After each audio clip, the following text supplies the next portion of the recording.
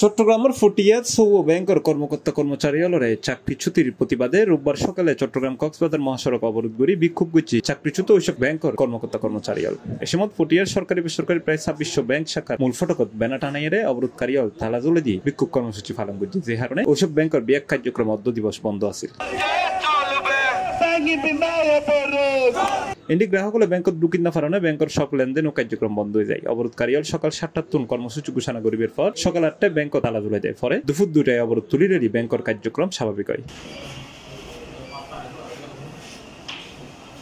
দেখা গিয়ে সকাল ৮:৩০ চাকরিচ্যুত কর্মকর্তা কর্মচারী চট্টগ্রাম কক্সবাজার মহাসড়কত বিক্ষোভ মিছিল করে। তারা সড়কত বেশ কয়েকবার প্রদক্ষিণ করে বিভিন্ন ধরনের স্লোগান দিতে থাকে। এরপর 12টার দিকে তারা ফটিয়া থানার মোড়ত অবস্থান লয়।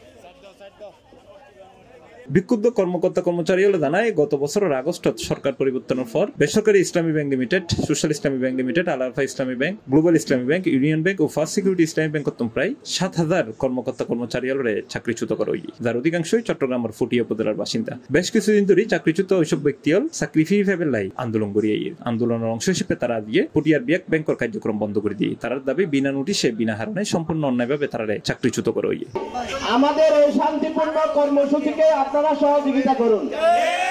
আমরা প্রশাসনের বিপক্ষে না, আমাদের সন্তানরা প্রশাসনের বিপক্ষে না, আমরা কোনো বিশৃঙ্খলা করব না, কিন্তু এমন কোনো কিছু করতে আপনারা বাধ্য করবেন না যাতে করে বিশৃঙ্খল কোনো পরিস্থিতি হয়। আমরা কারো কাছে ভিক্ষা চাইতে নামি নাই, আমরা কারো কাছে অনুগ্রহ চাওয়ার জন্য নামি নাই, আমরা আমাদের অধিকার আদায়ের জন্য নেমেছি।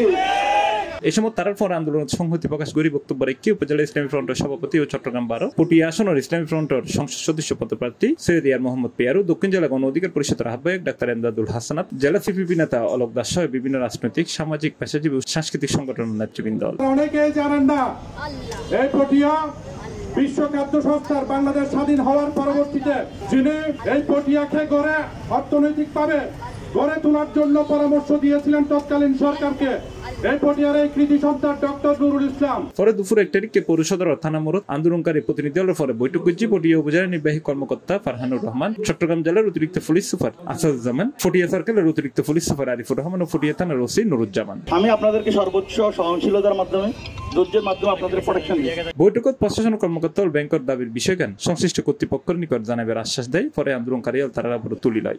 C plus TV, Chittagong.